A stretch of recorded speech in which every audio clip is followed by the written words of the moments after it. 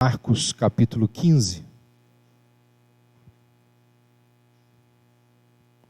Evangelho de Marcos 15, verso 39.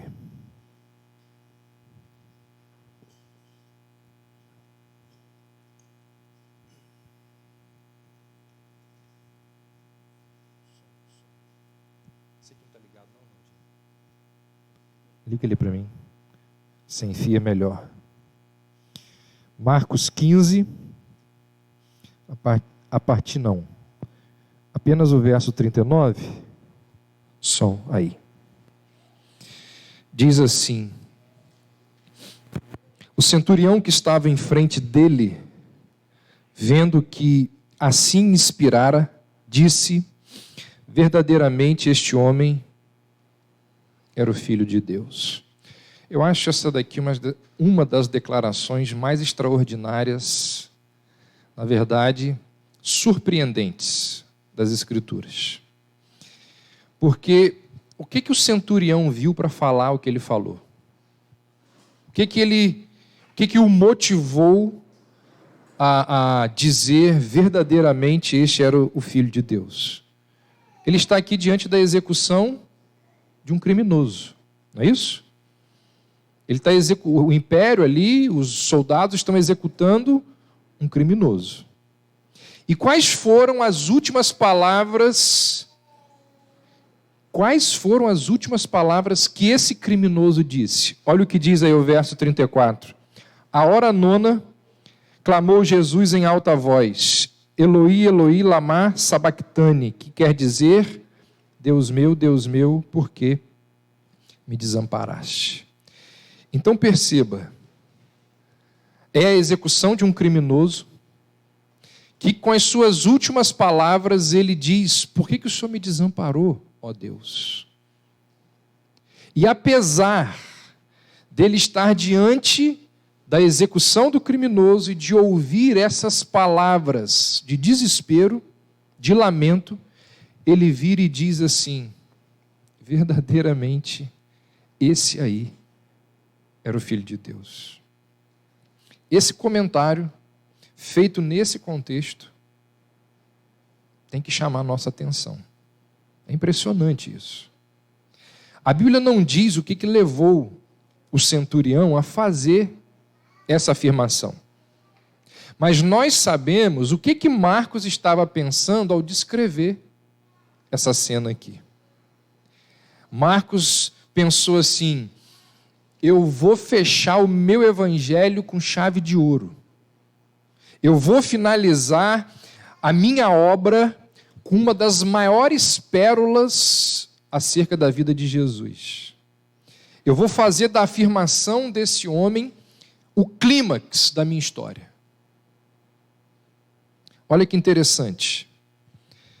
Sabe qual é o primeiro verso de Marcos, do Evangelho de Marcos? Marcos começa assim o seu Evangelho: princípio do Evangelho de Jesus Cristo, Filho de Deus. Agora, como é que Marcos se encaminha para o fim da sua narrativa? Verdadeiramente este homem era o Filho de Deus. Duas afirmações, uma no início, outra no fim, que deixam evidente quem é Jesus. E se você olhar lá na metade de Marcos, lá no capítulo 8, você encontra o clímax, na metade de Marcos, ali da transição da primeira para a segunda metade, você encontra outra declaração extraordinária, que é aquela de Pedro, quando ele diz assim: tu és o Cristo, o Filho do Deus vivo. Então, nós temos no início, no meio e no fim, Marcos dizendo quem é Jesus Cristo. E aqui no final a gente tem essa declaração, essa confissão surpreendente do centurião, quando ele diz, diante daquele contexto, verdadeiramente esse era o Filho de Deus. Ele confessa, olha que coisa extraordinária. Ele confessa que Jesus é o Filho de Deus, mesmo quando vê Jesus morrendo. No momento em que Deus está mais ausente, não foi isso que Jesus disse? Por que me desamparaste? Ali você tem a execução aos olhos dos romanos de um criminoso, de alguém fraco. No momento em que Deus está mais ausente, o centurião enxerga a presença de Deus. O centurião vai reconhecer a identidade, a divindade de Jesus, exatamente no momento em que Jesus é abandonado pelo Pai. Isso aqui é algo extraordinário. Porque Deus é revelado na sua ausência, ou por sua ausência. É o que o texto está nos dizendo aqui. Lutero, uma linha dos escritos de Lutero que é muito famosa, é quando Lutero ele vai contrastar a teologia da glória com a teologia da cruz. E Lutero vai dizer que os teólogos da glória são aqueles que procuram enfatizar os sinais, os milagres, os prodígios, o espetacular de Deus. Já a teologia da cruz é aquela que revela a identidade de Jesus, diz Lutero, através das suas dores, das suas tribulações e dos seus sofrimentos. E aí Lutero vai dizer nesse contexto que se nós quisermos conhecer o verdadeiro caráter de Deus, é imprescindível que olhemos para a cruz. Você quer saber quem é Deus? Diz Lutero, olha para a cruz. E quando a gente olha para a cruz, qual é o Deus que a gente encontra ali? Segundo o texto aqui de Marcos, o Deus abandonado. Deus meu, por que me desamparastes? No seu relato sobre os dias finais da vida de Jesus, se você olhar aqui o contexto, Marcos vai descrever que Jesus, primeiro, ele é abandonado pela humanidade. Ele é traído com um beijo, abandonado pelos seus amigos, negado por Pedro, julgado, torturado, morto pela humanidade. E aí então Marcos vai nos dar o relato de que mais do que os homens, muito mais do que os homens, ele diz que Jesus foi abandonado pelo Pai. À hora nona bradou Jesus em alta voz e disse: Deus meu, por que me desamparastes? Muita coisa tem sido escrita sobre esse texto aqui, sobre esse verso. Mas nós, seres humanos, jamais conseguiremos entender o real sentido dessa frase, dessa expressão dita aqui por Jesus. Quando Marcos diz que o pai abandona o filho, as atitudes, você pode perceber, quem vem lendo aqui o texto, a narrativa, e quando ela se depara, o leitor se depara com o abandono do pai, os outros abandonos que Jesus veio sofrendo antes perdem o peso, nem são mais lembrados. Se você lembrar, no batismo de Jesus, os céus foram abertos. Nesse momento, os céus estão fechados. O filho é desamparado pelo pai. Como assim? Olha o que esse teólogo e pastor escocês disse acerca desse fato. No momento da maior necessidade e dor do filho, Deus não está ali. O filho clama e não é ouvido. O recurso familiar, o último recurso. Não é assim que acontece com a gente? Normalmente, quando nós temos problemas, os nossos últimos recursos estão no núcleo familiar. O recurso último, o familiar, não está ali. O Deus que estava sempre presente, o Deus que ele agora necessitava, como nunca antes precisou, não estava em nenhum lugar visível. Não havia resposta ao clamor do filho. Não havia consolo. Jesus foi deixado sem Deus, sem percepção de sua própria filiação, incapaz, pela única vez em toda a sua vida, de dizer: Abba, Pai. Foi deixado sem nenhuma percepção do amor de Deus e da operação do propósito divino. Nada havia, senão aquele porquê, procurando em vão fazer a ponte entre as trevas. Ele era pecado, ele era sem lei e, como tal, foi banido ao buraco negro, ao qual pertencem os sem lei, e de onde não pode fugir sequer um som, a não ser porquê. Essa foi a única palavra do Filho em sua agonia final. Ao estender a mão ao Deus de quem tão desesperadamente precisava.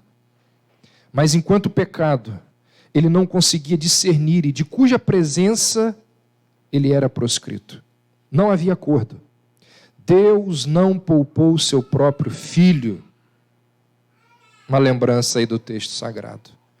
Ele teve de ser tratado não como filho, mas como pecado. Que palavras, né? Impressionantes o que esse homem diz aí. Percepção dele. Se você olhar lá no Evangelho de João, não precisa, porque você já sabe, né? O que diz lá. No princípio era o Verbo e o Verbo estava com Deus. A ideia do Logos, do Verbo estar com Deus, é extremamente significativa. Por que eu digo isso? Porque o idioma grego, ele possui 3 palavras diferentes que podem ser traduzidas pelo termo português com. A primeira palavra é son, ou S-U-N. Ela é traduzida para o português por aquele prefixo que todos nós conhecemos, sim, S-I-N. E nós encontramos esse prefixo na nossa língua em palavras como sincronizar, sincretismo, sinagoga. Por exemplo, uma sinagoga é um lugar onde as pessoas se reúnem umas com as outras. Então, estar com, no sentido de sim, é estar presente num grupo. Esse é a primeira palavrinha que pode ser traduzida pelo português no sentido de com. A segunda palavrinha é o termo grego meta, que significa estar ao lado de. Quando nós caminhamos com alguém, em algum lugar, na rua, na calçada, nós estamos caminhando no sentido de meta. E a terceira palavra que pode ser traduzida com, pode ser traduzida para o português, é o termo prós. Esse vocábulo ele é encontrado com menos frequência do que os outros. Essa expressão é a raiz daquela palavra prosperone, que significa rosto, que indica proximidade, intimidade. Então, olha só, quando João fala assim, o Verbo estava com Deus, dos 3, sim, prós, sim, prós e meta, dos 3, João usa prós. Sabe o que isso significa? Que pai e filho, ao longo da eternidade, eles tinham uma intimidade impressionante. Pai e filho gozavam de uma comunhão indescritível. O Verbo estava com, próximo. Pai e filho nutriam uma relação de intimidade, diz João, face a face. E o que Marcos está descrevendo aqui é que na cruz essa relação eterna de amizade, de intimidade, ela foi rompida. A divina comunidade, como nós temos visto aqui nos últimos 2 dias, a divina comunidade, ela foi quebrada. Pai e filho, que habitavam mutuamente um no outro, na cruz eles são separados. O pai experimenta a perda do filho e o filho suporta o abandono judicial do pai. Jesus morre carregando todos os efeitos do pecado, toda a força da ira de Deus é colocada sobre ele e ali ele fica sozinho e abandonado. É estranho dizer isso, mas na cruz Deus está dividido de Deus. Deus meu, por que me desamparastes? A solidão de Cristo nos ensina sobre a doutrina da Trindade. Por quê? O Deus abandonado nos revela o Deus trino. Por quê? Porque a possibilidade de Deus ser dividido de Deus só faz sentido se Deus for mais de um. A possibilidade de Deus ser dividido de Deus só faz sentido se Deus for mais de um. Somente se houver distinção, Deus pode ser desamparado por Deus. Então, quando Lutero diz que se nós quisermos conhecer a Deus, nós precisamos olhar para a cruz, quem é o Deus da cruz? É um Deus trinitário. O Deus da cruz, o Deus abandonado, nos revela que há uma pluralidade de pessoas na divindade. Além disso, além do Deus abandonado, o Deus da cruz também nos mostra o Deus unido a Deus. Olha só, uma coisa parece eliminar a outra, mas não necessariamente. Porque a cruz revela não apenas as distinções dentro de Deus, mas a cruz nos revela o objetivo, o propósito da divindade. Reconciliar consigo mesmo a humanidade era um dos objetivos e um dos propósitos do Deus da cruz. Lembra lá, quando Jesus no seu último suspiro, dá o seu último suspiro, olha o que diz aí o verso 38, se você ainda permaneceu com o texto aberto. No verso 38, Marcos diz: e o véu do santuário rasgou-se em duas partes, de alto a baixo. Acho que muitos de vocês têm ciência do fato de que o templo, ele era símbolo da presença de Deus para com o seu povo. O autor aos Hebreus vai dizer isso de uma forma muito clara lá no capítulo 9.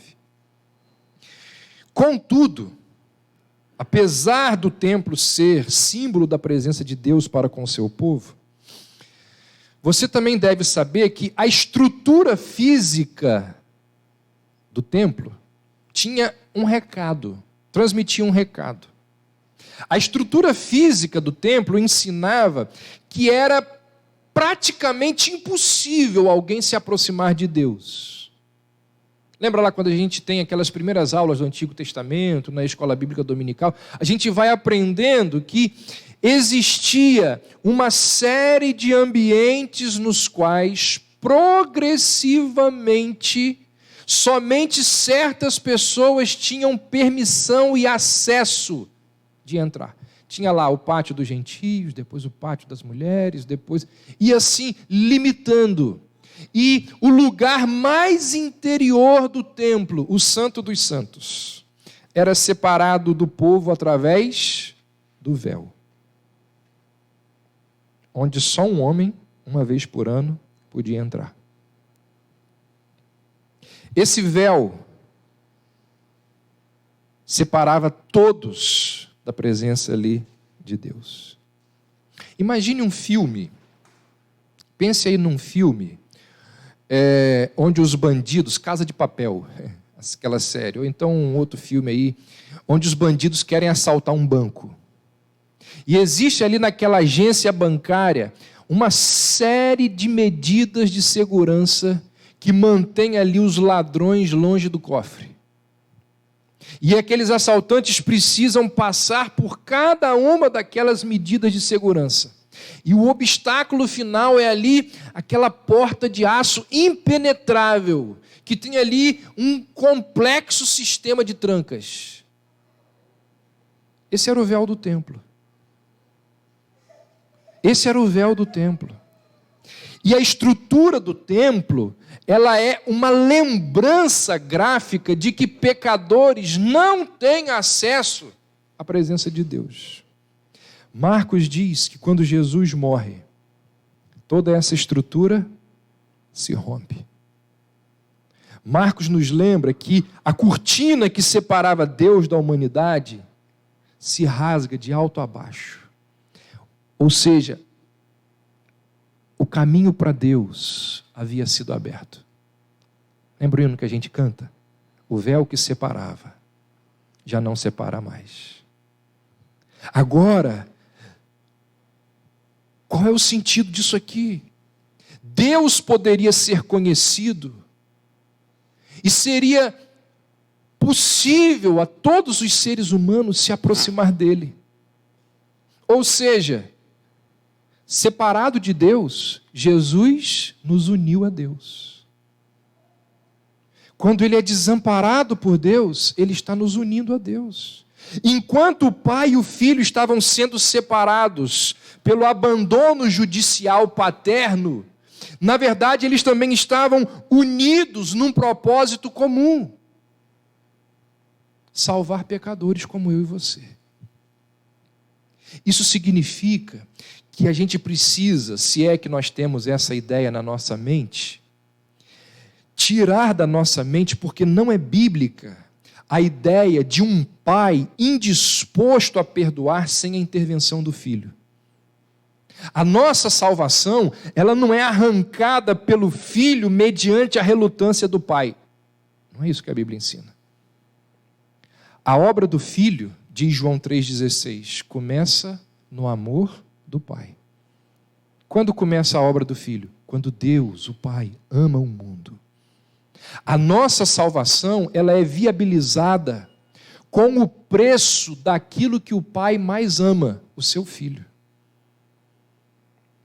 Efésios 1, abra aí por favor, Efésios capítulo 1, do verso 3 ao verso 6, Paulo vai dizer que a nossa salvação, ela começa no amor eterno do Pai.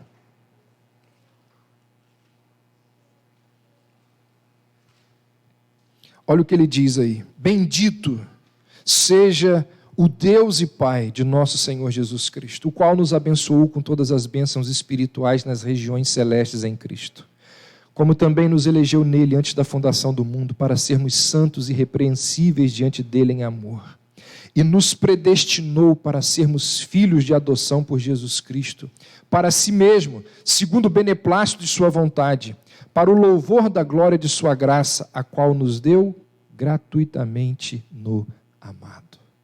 A verdade é que os atos do Filho são a efusão do amor do Pai. Tudo que Jesus fez por nós, ou seja, dar a sua vida, tomar sobre si o nosso pecado, abrir o caminho para o Pai, tudo que Cristo fez por nós, diz Paulo, começa com o Pai. Olha o que disse esse teólogo aí: temos de aceitar a constante ênfase no Novo Testamento de que o preço da nossa redenção foi carregado não só por Deus Filho, como também por Deus Pai. Então essa é uma verdade. A nossa salvação, ela não é arrancada pelo Filho mediante a relutância do Pai. Por outro lado, nós não devemos olhar para Jesus como uma vítima relutante ali da justiça do Pai, alguém que, não, eu não quero ir, eu não vou, eu não quero ir para a cruz, só vou porque o Senhor está mandando. Não é assim. Na sua morte, ali, nos momentos que antecedem a sua morte, Jesus ora no Getsêmani: se possível, afasta de mim este cálice. A gente não deve olhar para esse pedido do filho como uma submissão indisposta a uma vontade que lhe é estranha. O filho, ele não é forçado a ir até a cruz. Jesus disse: a minha vida eu voluntariamente a dou. Eu estou querendo dizer e mostrar para você que, se nós separarmos as pessoas da obra da Trindade, nós iremos acabar tendo um pai indisposto que só é aplacado pelo sacrifício do filho, e o filho como uma vítima relutante da justiça do pai. Mas o que as Escrituras nos ensinam é que a cruz Isso é extraordinário. A cruz é um trabalho conjunto, tanto do Pai quanto do Filho. O Filho experimenta o abandono do Pai e o Pai experimenta a perda do Filho. Olha o que esse teólogo alemão, ele disse: por ser em sua morte desamparado pelo Pai, o Filho sofre em seu amor, e em seu amor o Pai sofre o luto pela morte do Filho. Então, gente, nenhum retrato do Pai ou do Filho, como participantes indispostos na cruz, procede, é verdadeiro. O que a Bíblia afirma é a unidade do Pai e do Filho na nossa salvação. Lembra lá o que Paulo disse em 2 Coríntios 5? Deus estava em Cristo, reconciliando consigo mesmo o mundo. Pai e Filho estavam agindo juntos para reconciliar o mundo. Outro pensamento aí sobre o que eu estou mencionando, olha aí. O juiz e a vítima não são dois seres diferentes. Jesus e o Pai são um. Assim como o Senhor é o Espírito. No Calvário, Jeová condena o pecado, amaldiçoa-o, coloca-o para fora. Porém, igualmente ele o suporta. Imputa-o a si mesmo. Recebe seu salário. Ele mesmo se torna propiciação, torna-se o resgate do pecador, torna-se até mesmo o advogado desse pecador, Deus com Deus. Com certeza, não podemos ignorar ou obscurecer a distinção entre Deus Pai e Deus Filho. Igualmente, diz o teólogo, temos de evitar o perigo mais prevalecente de considerar Pai e Filho como seres diferentes. Em última análise, Deus expressa seu amor por nós, não por colocar outro para sofrer em nosso lugar, mas por Ele mesmo tomar o nosso lugar. Ele assume o preço total de nosso perdão nele, exigindo dele mesmo. Ele exige o resgate, provê o resgate e torna-se o resgate. Nisso está o amor. Gente, isso aqui só é possível de acontecer com Deus trino. Um Deus que não é trino não poderia realizar essa obra. De forma que, se negarmos a Trindade, separando o Pai do Filho, nós estaremos separando as obras de redenção do Pai e do Filho. E nesse caso estaremos condenados ao inferno. Isso é muito sério. Aí a gente deve, você que está aí me ouvindo pode pensar assim, e o Espírito Santo está onde nessa história? Vamos ver? Abra aí Hebreus capítulo 9.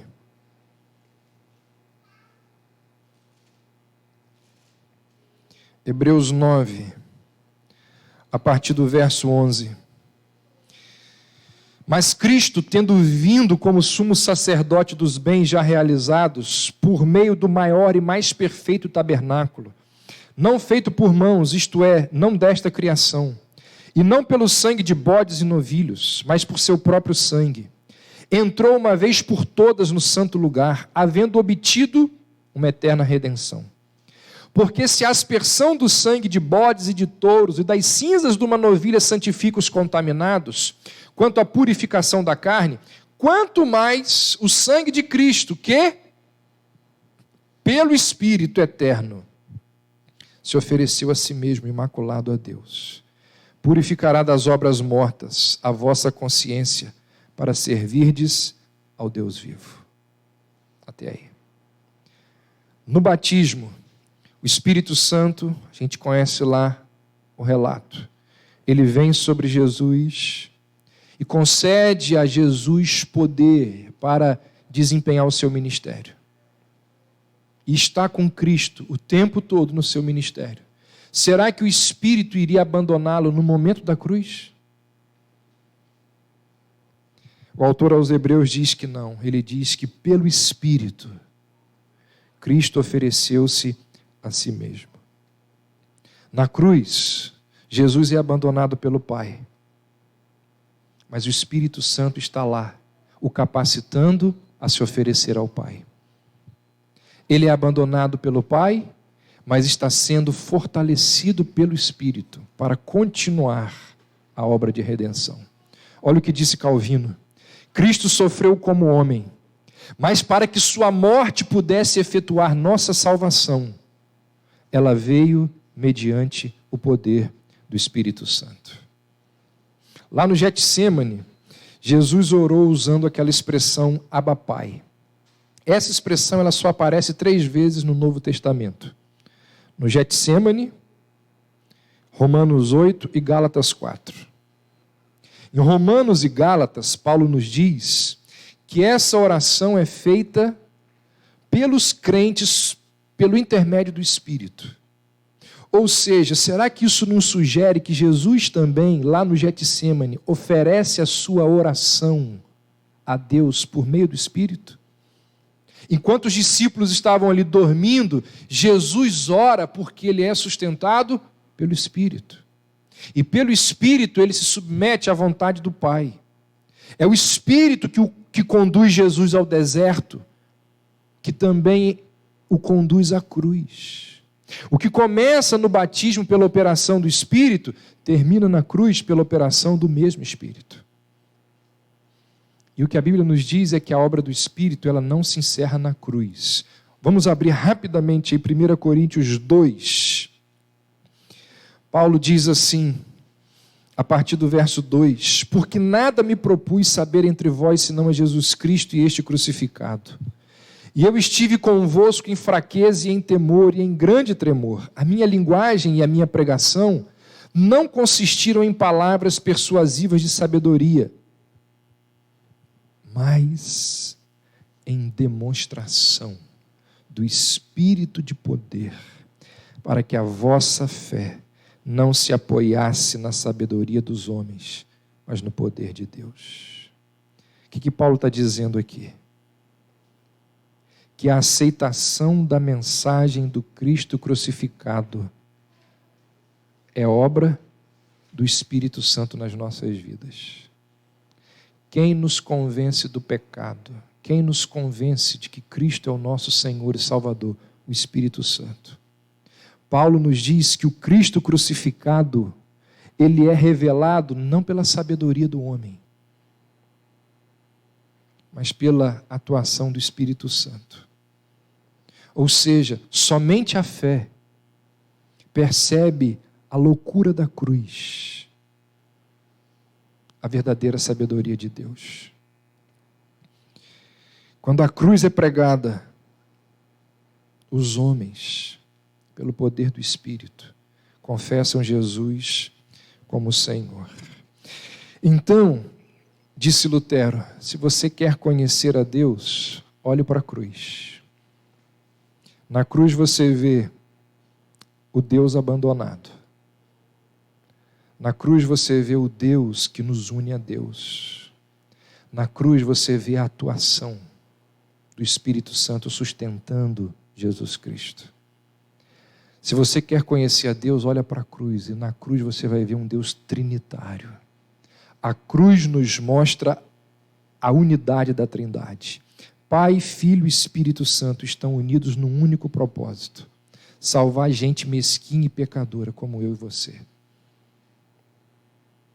O Pai oferece aquilo que ele tem de mais precioso, de maior valor, o Filho, para salvar a gente como eu e você. O Filho é separado do Pai, para que eu e você, que estávamos separados, pudéssemos nos achegar ao Pai. E o Espírito nos convence dos nossos pecados, para termos acesso ao trono do Pai. Então eu encerro lembrando disso. Se Deus não for um, a cruz, ela se torna algo cruel, algo vingativo, ou seja, é um pai irado que está disposto a punir um filho indisposto e sem o auxílio do Espírito. Entende isso? Vou repetir. Se Deus não for um, a cruz se torna algo cruel e vingativo, porque nós teremos um pai irado que está disposto a punir um filho indisposto sem o auxílio do Espírito. Mas como eles estão unidos no mesmo propósito, a cruz é, ao mesmo tempo, reconciliação e inclusão do homem na comunidade trinitariana. Além do que, se Deus não fosse uma trindade, nunca parou para pensar nisso? Se Deus não fosse uma trindade, quem ofereceria o sacrifício a Deus?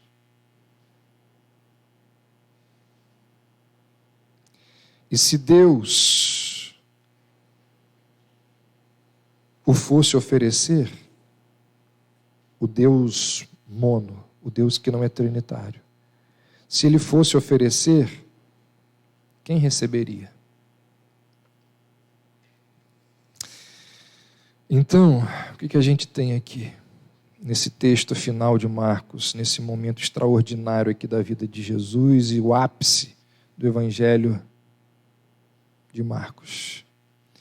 Ele nos mostra que a expiação é uma transação que ocorre dentro da Trindade. O Filho faz satisfeito o Pai, oferecendo a si mesmo como sacrifício, tomando sobre ele, em nosso lugar, a ira de Deus.